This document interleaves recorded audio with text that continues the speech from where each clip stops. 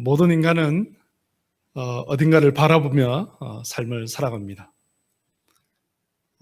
새 조류들은 각인이라는 것이 있죠. 각인. 그래가지고 아래에서 이렇게 깨어나서 깨자마자 제일 먼저 본 살아있는 움직이는 생물이 자신이 엄마로 부모로 안다고 그럽니다. 그래서 부화하자마자 움직이는 생물을 따라가죠.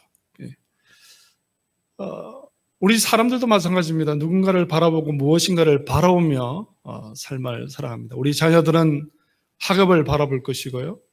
우리 청년들은 또 직장을 바라볼 것이고, 또 우리 어른들은 또 자녀나 가정이나 또는 여러 가지 무엇인가를 바라보며 그것을 향해 전진하며 질주하며 나갈 것입니다. 오늘 본문의 말씀의 저자는요, 여러분 잘 아시다시피 다윗이라는 사람입니다. 다윗 왕으로 우리는 잘 알고 있죠. 이 다윗과 여러분 잘 아는 사울 왕은요, 바라보는 것이 달랐습니다. 사무엘상 19장부터 29장까지 말씀을 보면요, 철저히 사울 왕은 누구를 바라봤습니까?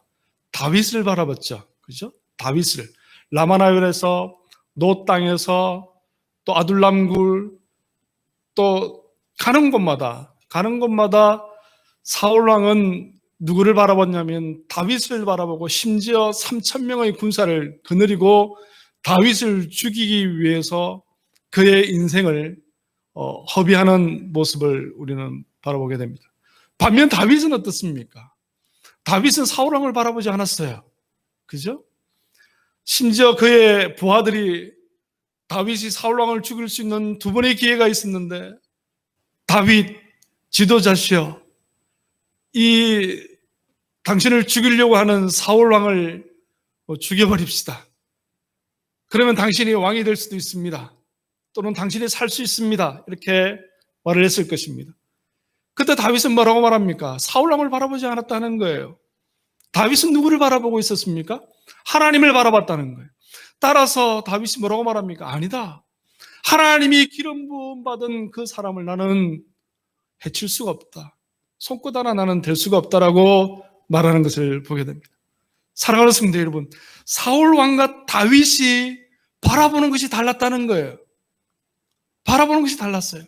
이 바라보는 것이 달란 이 두 사람의 결과는 우리는 너무나 다 잘 알고 있습니다.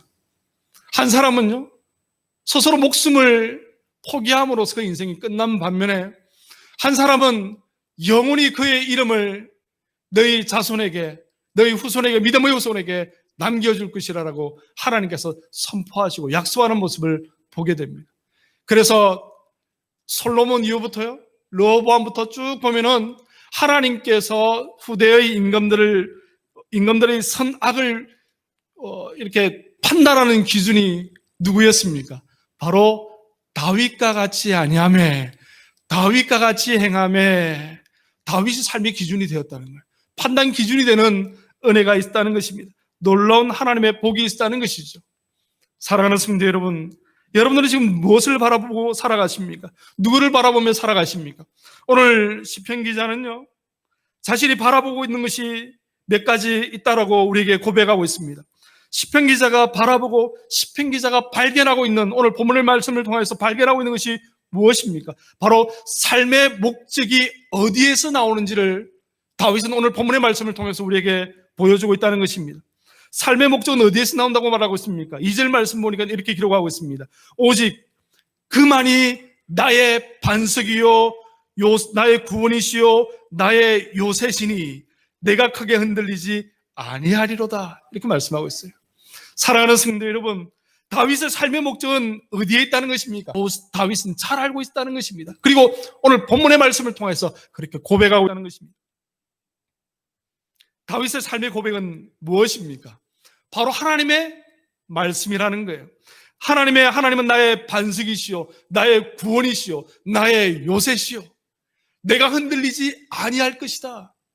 하나님의 말씀이 내 안에 거하고 하나님의 말씀이 나와 함께 있으며 하나님의 말씀이 나의 삶에 젖어들어서 나의 행동이, 나의 삶이 하나님화 되어진다면 어떻습니까? 내 삶의 목적을 발견하게 되어지는 것입니다. 그것은 바로 무엇입니까?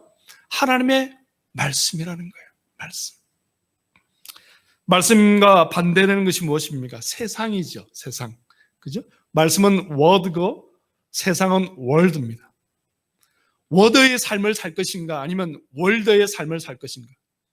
창세기 말씀 보면요, 이 말씀과 세상의 삶을 잘 비교하고 대조적으로 보여주고 있는 사람이 있습니다. 바로 아브라함과 그의 조카 롯이죠. 창세기 12장 4절 말씀 보면 이렇게 기록하고 있습니다. 이에 아브라함이 여호와의 말씀을 따라갔고 롯도 그와 함께 갔으며 아브라함이 하란을 떠날 때에 75세였더라. 아브라함이 무엇을 따라갔다고 말씀하고 있습니까? 하나님의 말씀을, 여호와의 말씀을 따라갔다는 거예요. 그런데 롯은 무엇을 따라갔습니까? 그와 함께 갔으며 아브라함을 따라갔다는 거예요. 하나님의 말씀을 따라간 자와 사람을 따라간 자의 차이는요, 점점 극명하게 드러나는 것을 보게 됩니다. 창세기 13장 10절 말씀 보니까요, 아브라함과 롯이 더 이상 재산이 많아서 같이 동거할 수 없습니다. 동거동락할 수 없습니다. 아브라함이 롯에게 말합니다. 롯, 조카야, 나를 떠나라. 우리가 재산이 너무 많아서 이제 우리가 같이 있을 수 없단다. 삼촌, 어디로 가라는 거예요? 그것은 네가 결정해. 네가 좌하면 나는 우할 것이고 네가 우하면 나는 좌할 것이다. 롯이 뭐라고 어떻게 하죠? 13장 10절에 이렇게 기록하고 있습니다. 이에 롯이 눈을 들어 요단 지역을 바라본 적 소알까지 온 땅에 물이 넉넉하니 여호와께서 소돔과 고모라를 멸하시기 전이었으므로 여호와의 동산 같고 애굽 땅과 같았더라. 말씀을 쫓아가지 아니하고 그 사람의 됨됨이, 그 사람이 잘 되는 모습, 그 사람이 성공하는 모습, 그 사람의 외모, 그 사람의 외향을 따라갔던 롯이 점점 다윗과 관계가 벌어지는 모습을 보게 됩니다. 이 13장 10절의 말씀의 이 외형, 모습이 어떻게 나타납니까? 창세기 13장 13절에 나오죠. 이렇게 기록하고 있습니다. 소돔 사람은 여호와 앞에 악하여 큰 죄인이었더라. 결국 롯이 따라갔던 곳이 어디입니까? 큰 죄인이었더라. 하나님의 말씀을 떠난 세상을 따라간 롯의 결과는 무엇입니까? 큰 죄인과 동거동락하게 되어지는 것입니다. 사랑하는 성도 여러분, 이것이 바로 말씀을 따라가느냐 세상을 따라가느냐의 분기점인 거예요. 우리는 어떤 삶을 살아갑니까? 살아가는 자신에게 되뇌어 물어보고 우리 자신이 다시 결단해야 될 것이 있습니다. 그것이 바로 세상의 것을 따라갈 것인가, 세상의 가치를 쫓아갈 것인가, 아니면 하나님의 말씀을 쫓아갈 것인가.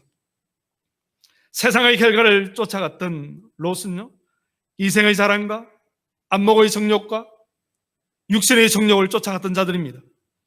신명기 23장 3절은요 이렇게 기록하고 있습니다. 하나님께서 모세에게 이 롯의 자녀 모압과 암몬, 이 자녀들, 이 후손들이 어떻게 될 것인지 정확하게 말씀하고 있습니다. 신명기 23장 3절은요 모압 사람과 암몬 사람과 모압 사람은 여호와의 총회에 들어오지 못하리니